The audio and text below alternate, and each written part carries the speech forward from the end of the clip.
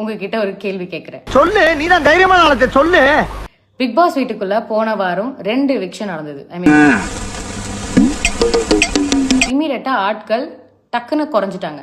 So team பிரிக்கும் பொழுது kitchen டீம்ல கம்மியான ஆட்கள் போட்டா போதும். ஏன்னா ஆட்கள் கம்மியாயிட்டாங்க. சமைக்க போற சாப்பாடுடைய குவான்டிட்டி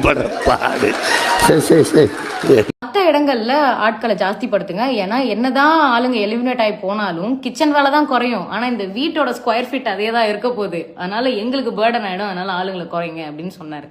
லாஜிக்கலா தான் எனக்கும் தோணுச்சு, பிராக்டிக்கலாவும் ரொம்ப திட்டவும் முடியல. ஒரு அளவுக்கு மேலே வேணா வேற ஏதாவது வார்த்தையை பேசி விட்டுருமோன்னு வேற பயமா இருக்கு. பொழுது அந்த ஜாப் அப்படின்னு ரெஃபர் பண்றது தான் அருண் ட்ரிகர் ஆனாரு.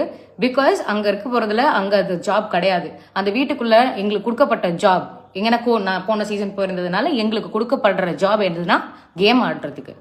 அது இல்லாம மற்ற ரெஸ்பான்சிபிலிட்டிஸ்